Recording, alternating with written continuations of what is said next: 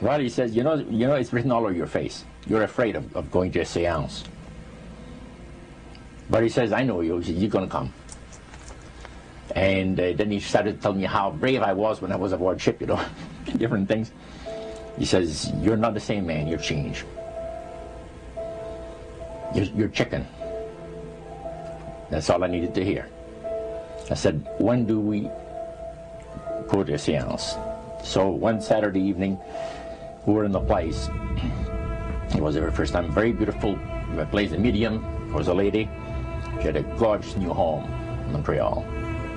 And there were about 20 invited guests there, which I was one of them.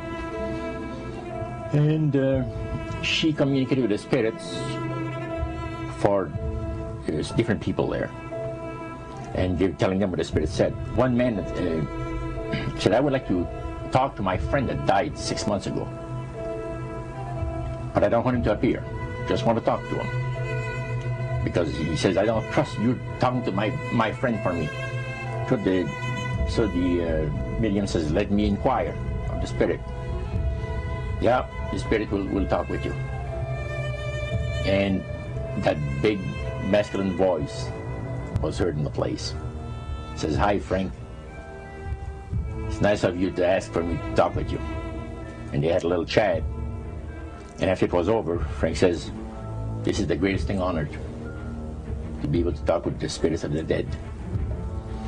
Then the medium said, we have a very special surprise tonight for you people. A spirit will manifest itself openly here in a few minutes. And it's like a big gust of wind hit the building. And right through the wall. Now the lights were terribly bright, but they were like living room lights. A couple of floor lamps and maybe some of these. And that translucent being seemed to come right out of the wall. How did you feel right at that moment? It's almost like my heart stopped a little bit. You know, very weird feeling. So it was a lady in a beautiful evening gown, floorling. And she said to Mary, my dear sister, you are so wonderful to have asked for me. And Mary fainted and fell right off her chair on the floor. And a couple of guys jumped up and picked her up, and it's very gone. And that was the beginning of it. That's how you got into it. Yeah, that's the way I got into it. After a while, you see, there's something interesting about the human mind. You can adjust an awful lot of stuff. You can adjust to a lot of things that would terrify you to begin with. After a while, they become common and ordinary. So you mean contact with the supernatural can become commonplace and ordinary and doesn't bother anybody? Yeah. In other words, the more that you do it, you're not uncomfortable. That's right. It's just not an uneasy feeling. Yeah. So how did you feel about it? Then I got into a secret society that worshiped the spirits, you see. Well, how is that different from the seance, Roger? It happens that the seance are not involving in many ways. But when you get into a secret society of spirit worshippers, then, and especially when you're invited there by the direction of the higher ups in the spirit world, you never get out of there alive. And this is exactly what my friend and I were up against. We didn't know anything about it. And there was a very, very popular big band leader. Jazz musician? Band, yeah, very famous. And one night we went to one of these seances, and he was with his wife. So Roger, you're at this restaurant. What happened? We sat there, and we had our favorite alcoholic beverages, you know. And as we talked,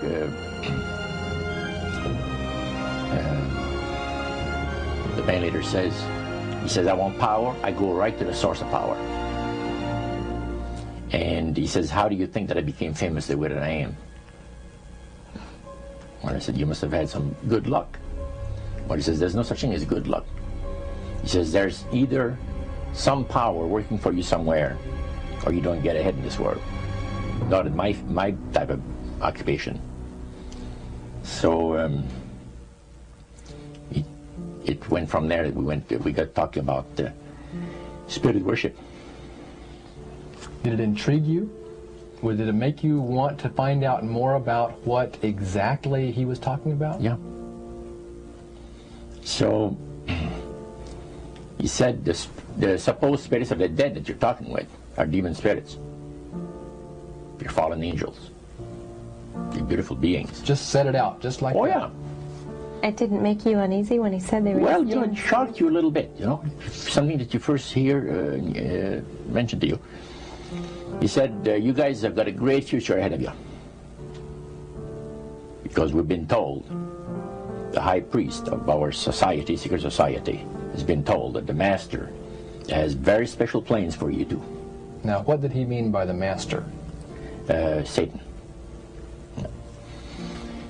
And we were interested to hear more about it. And he told us, he says, look, we worship spirits. We worship Lucifer and all his angels. They're just as beautiful as they did before they were cast out of heaven. He says there was a misunderstanding in the whole thing. He says among the inhabitants of the galaxies. And he says our master was misunderstood. And God did not bear with him like he does with people that make mistakes today. So we're in a warfare, good against evil. And we happen to be the evil ones, but we're not that bad. He says, I look at this business between the forces of good and evil. He says, you believe in one person believes in God, and everyone believes in Lucifer. It's like politics. So the great controversy is real. And you've heard someone talk about it that's on the other side. And to these people, they are sold to the fact that Christ will not return to this planet with power and great glory. He's going to abdicate all claims to the planet, because the high priest once said that Christ will abdicate all claims to the planet because he knows that it is lawfully and rightfully Satan's.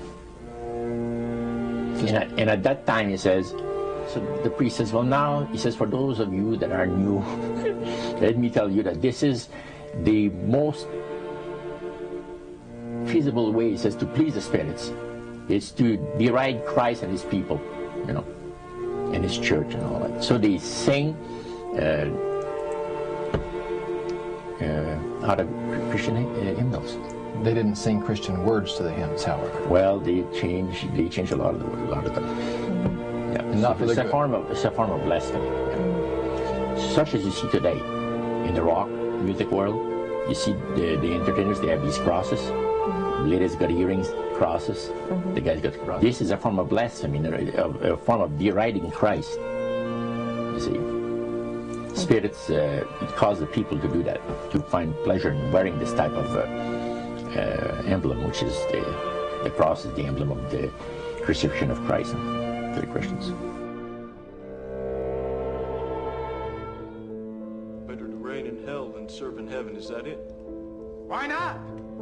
I'm here on the ground with my nose in it since the whole thing began.